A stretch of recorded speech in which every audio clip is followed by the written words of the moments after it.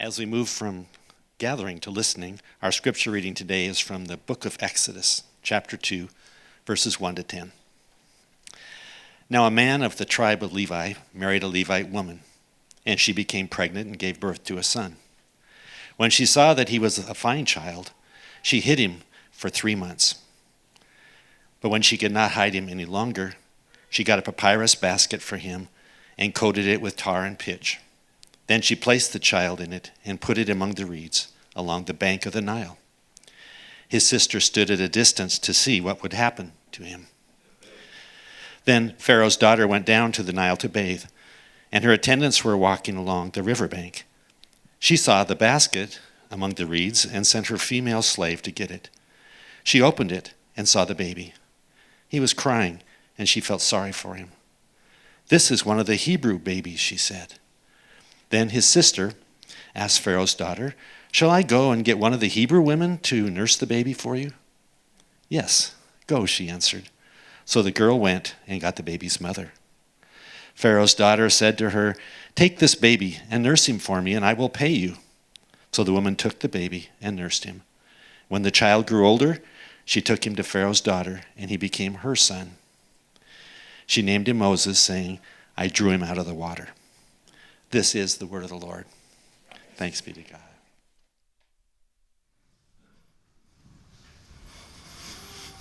Thank you, Gary. More church. Good to see you all today. Hope you had a great summer. We are studying the book of Exodus this summer, and we just started last Sunday, so if you missed last week's sermon, you may want to go pull it up on YouTube or on the podcast so you can get caught up. Just make sure you smash that like button and subscribe. Just kidding, we don't care about that, but we are in Exodus 2 this morning, and it's an amazing story. We're just going to walk through the story. But it's the story of how God launches his plan to rescue his people from slavery and ultimately to save the world. And the way that God carries out this plan is through the brilliant and courageous actions of 5 righteous women. And I know it's Father's Day, and there are actually a couple of dads mentioned in this text. But one of them doesn't do anything, and the other one represents Satan. So we're going to just focus on the women in the story today. So before we get to chapter 2, we're going to hit the last few verses of chapter 1 so we can kind of get the whole context. So the situation in Exodus is that there's this immigrant community of Israelites, also known as the Hebrews, and they're living in the land of Egypt. And for a while, the Egyptians didn't mind them there, and everything was fine, but now there's a new Pharaoh in town. And Pharaoh isn't his name, it's just a title. It means the king of Egypt. And so this new Pharaoh is afraid that if the Israelites become too numerous, eventually they're going to revolt and take over Egypt. As I mentioned last week, I know it's hard to imagine, but there was actually a time when some people were really worried about too many immigrants coming into their country. So that's the situation. And so Pharaoh comes up with a plan, actually 3 plans, to try to stop Israel from getting any bigger and stronger. And so last week we saw plan A, which was to force the Israelites into slavery. So Exodus 1:14 says, "They made their lives bitter with harsh labor in brick and mortar and with all kinds of work in the fields. In all their harsh labor, the Egyptians worked them ruthlessly." And so Pharaoh made Israel's life in Egypt a living hell, treating them like animals and forcing them to do all kinds of back-breaking manual labor under the harsh Egyptian sun. But we're told that the more they were oppressed, the more the Israelites multiplied and the stronger they became. So then Pharaoh goes to plan B, which we find in verse 15. The king of Egypt said to the Hebrew midwives, whose names were Shiphrah and Puah, "When you are helping the Hebrew women during childbirth on the delivery stool, if you see that the baby is a boy, kill him. but if it's a girl, let her live. Okay, so here's where we meet the first two of our righteous women in today's story. They're midwives whose job it is to help their fellow Hebrew women deliver their babies. And it's noteworthy that the author tells us their names, Shiphrah and Puah, even though we're never told Pharaoh's name, which is interesting. But because of the role that these two women play in the story, the author records their names for all of history. And so Pharaoh has instructed these two Hebrew ladies that when they're delivering an Israelite baby, that if they see that it's a boy, then they're supposed to kind of make sure that the child doesn't survive delivery. So the infant mortality rate, of course, was already super high in the ancient world.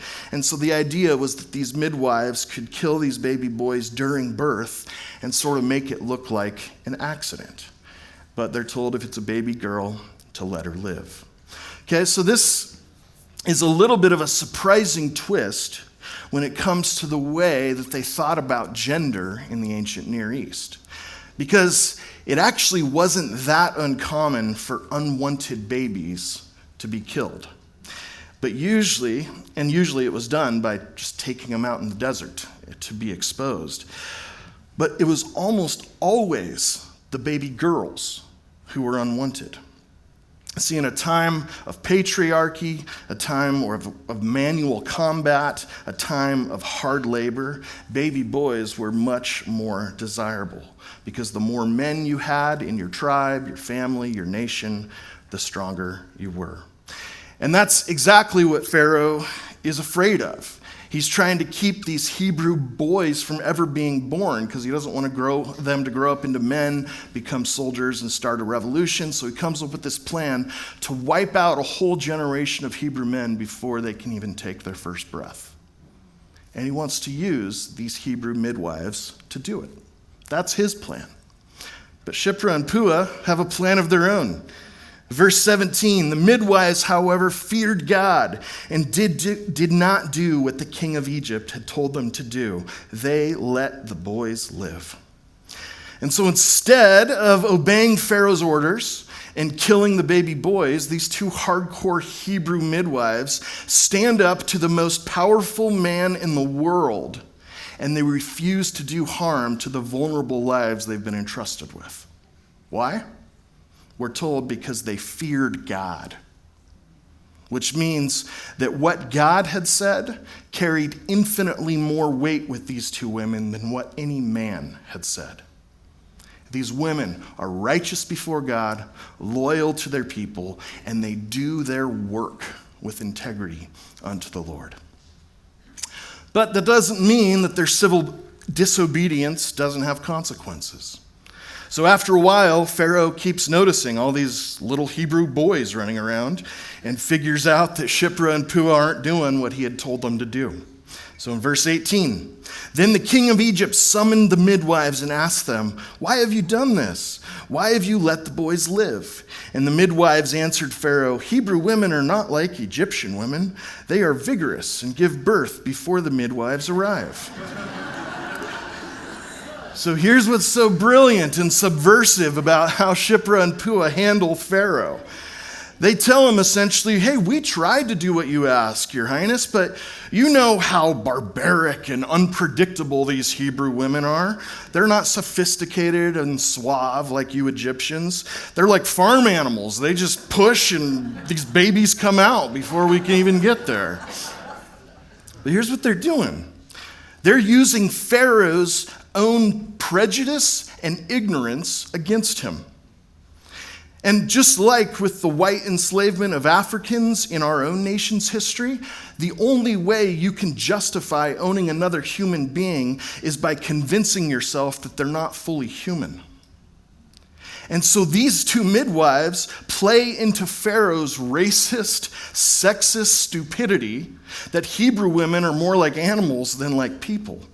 And he buys it. He's like, oh yeah, that makes sense. So, enslaving the Israelites didn't work. Live aborting the baby boys didn't work. So now Pharaoh moves on to plan C in verse 22. Then Pharaoh gave this order to all his people: every Hebrew boy that is born you must throw into the Nile, but let every girl live. Okay, so since he couldn't keep them from being born, Pharaoh just comes out and basically makes it illegal to be a Hebrew boy in Egypt, and the punishment is death. He enacts a massive state-sponsored infanticide and murders a whole generation of baby boys by drowning them in the Nile River. So pretty deranged, right? But remember last week, as we saw, in Exodus, Pharaoh is a representation of the serpent in Genesis. He's not just a sketchy guy, he is the human embodiment of evil. He's actually the same thief that centuries later Jesus would say comes to steal, kill, and destroy all that is good.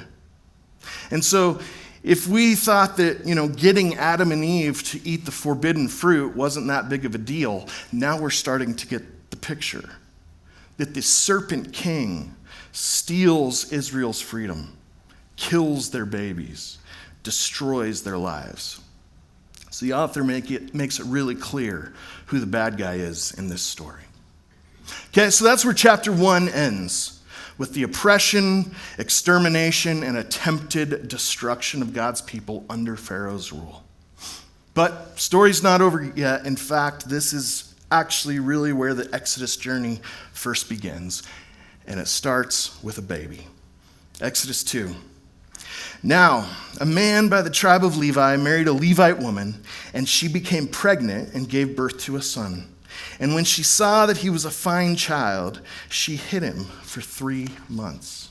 Okay, so here is where we meet our third righteous woman in the story.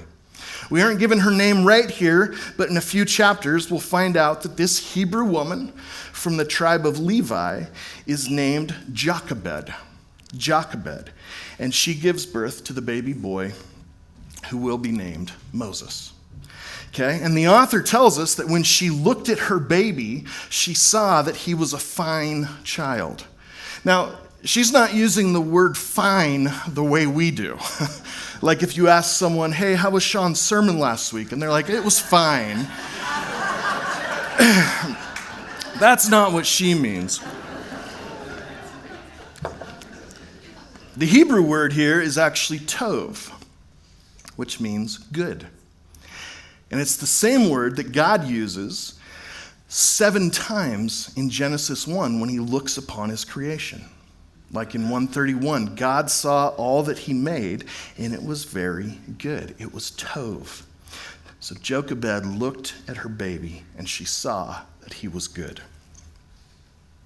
So notice, this is another sample from Genesis. If you weren't here last week, you missed some music education about 1990s hip-hop.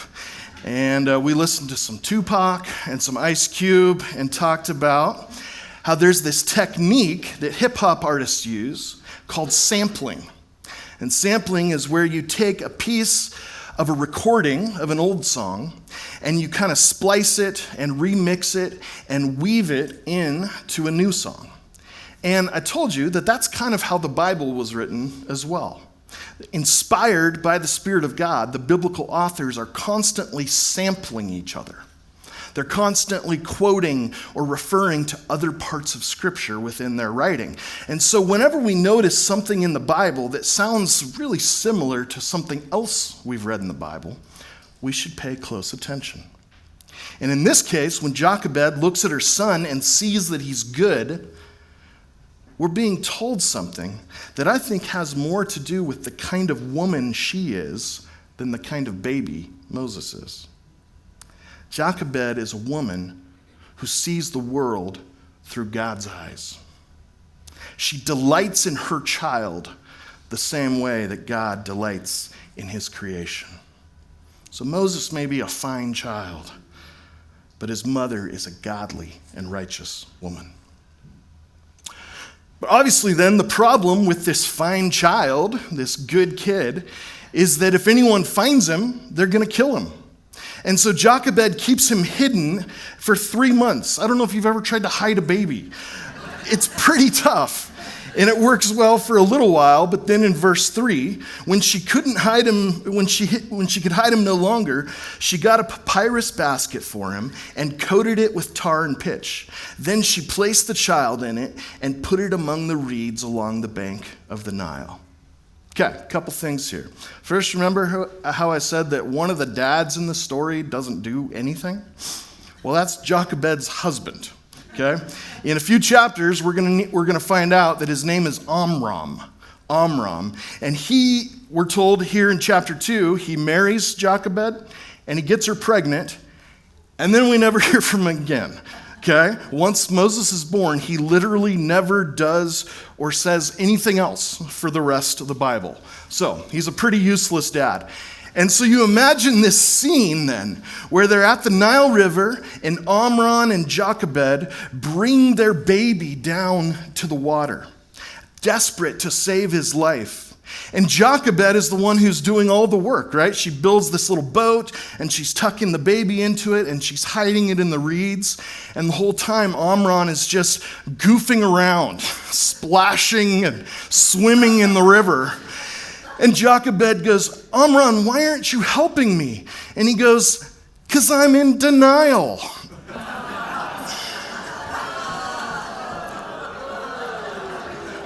So it's Father's Day, as you know. Sean gets 3 jokes, I get 1. They build this little boat. She puts her baby in it. She hides him in the reeds among the riverbank, hoping and praying that somehow he'll end up in the hands of the right person. And it's a horrible situation for a parent to be in. But even before we find out what happens next, the author here gives us a little hint of hope. It's easy to miss, but there's another sample from Genesis here. Do you remember another time in the Bible when someone was saved from water by building a boat? Yeah, the story of Noah's Ark in Genesis 6. And if you think I'm reading too much into this, the Hebrew word that's translated as basket in verse 3 is tebah. And tebah only shows up one other story in the Hebrew scriptures. Genesis 6, God said to Noah, so make yourself an ark, or tebah, of cypress wood. Make rooms in it and coat it with pitch inside and out. So, in order to save her son from drowning in the water, Moses' mother builds an ark, coats it with pitch, and puts him in it. And the author is telling us that just that in this little boat lies God's plan to rescue his people and save the world. And just like he did for Noah and his family, God is going to bring Moses through the waters of death to bring about a new reality. Now, how's he going to do it? By sending an unlikely person to rescue this baby in the river. In verse 5, then Pharaoh's daughter went down to the Nile to bathe, and her attendants were walking along the riverbank. She saw the basket among the reeds and sent her female slave to get it. So she opened it and saw the baby. He was crying, and she felt sorry for him. This is one of the Hebrew babies, she said. Okay, so of all the people who could have found this little Hebrew baby, it happens to be one of Pharaoh's daughters, an Egyptian princess. And this is our fourth righteous woman. Because rather than obeying her father's decree and killing the baby like she should have, we're told the baby was crying and she felt sorry for him. Here's something interesting. This is the only place in the biblical narrative where a baby is crying. Adults cry throughout the story, but in the Bible, babies don't cry. Only here in Moses. Which, by the way, if you have a baby that cries, it doesn't mean there's probably nothing wrong with it, all right? It's just not a biblical baby, and that's okay. So I don't want you to freak out. But Pharaoh's daughter hears this crying baby, And the author tells us she felt sorry for him, or in other words, she had compassion on him. So Pharaoh's daughter is a compassionate woman, meaning she shares in the suffering of others, which is exactly what the biblical writers tell us about what God is like. Later in Exodus 34, we're famously told, the Lord, the compassionate and gracious God, slow to anger, abounding in love and faithfulness. The Lord is a compassionate God. He shares in the sufferings of his creation, which is why in the very next chapter, Exodus 3, we're told that God hears the cries of his people. Exodus 3:7, the Lord said, I have indeed seen the misery of my people in Egypt. I have heard them crying out because of their slave drivers, and I am concerned about their suffering. So notice this. In Exodus 3, God says that he has heard his people crying out in Egypt. But so far, the only one to cry in this story has been baby Moses. And who is it that hears his cry and has compassion on him? Pharaoh's daughter. This Egyptian princess is an image of God. God's answer to the cry of his people comes in the form of a compassionate woman caring for a vulnerable child. So, to all you parents with little kids at home, whether they're biblical babies or not, I know it doesn't always feel like it, but when you tend to the tears of your children, you're doing the Lord's work. It's a big deal. And so Pharaoh's daughter finds baby Moses. She realizes that he's a Hebrew. But she doesn't want anyone else to find out about this baby because if they do, they're going to kill him, right? And so she needs to figure out a way to keep this baby safe. And that's when we remember that back in verse 4, we found out that Jochebed actually had another kid. She had a daughter before Moses. And when Moses was taken down to the river, we're told in verse 4, his sister stood at a distance to see what would happen to him. Okay? So baby Moses had a big sister. And we find out later in the story that her name is Miriam. And most scholars think that she was maybe about 6 years old when Moses was born. And she's our fifth righteous woman. In the words of Bill Shakespeare, though she be but little, she is fierce. So when Pharaoh's daughter finds Moses floating in the river and is trying to figure out what to do with him, little Miriam, who's been watching from a distance, has this brilliant idea. And she comes running up to the Egyptian princess in verse 7. Then his sister asked Pharaoh's daughter, "Shall I go and get one of the Hebrew women to nurse the baby for you?" "Yes, go," she answered. So the girl went and got the baby's mother. So Miriam realizes that Pharaoh's daughter needs someone she can trust to take care of this baby. So Miriam offers to go and find some Hebrew woman to do it for her. And the princess thinks it's a great idea. So Miriam goes and finds her mom and says, "Mom, guess what? An Egyptian princess found Moses and she wants to talk to you." So Jochebed goes down to the river in verse 9. Pharaoh's daughter said to her, "Take this baby and nurse him for me, and I will pay you." So the woman took the baby and nursed him. So great. So maybe, a few hours ago, Jochebed had hidden Moses in the reeds, hoping and praying that somehow God would provide someone to take care of him. And it turns out that she was God's answer to her prayers. And it's a pretty sweet situation, too. Not only does she get to nurse and raise her own child, but she's going to get paid to do it, which probably sounds pretty good to all the moms in the room. And who's the one that came up with this whole plan and pulled it all together? Miriam. She was the mastermind who brokered this whole arrangement.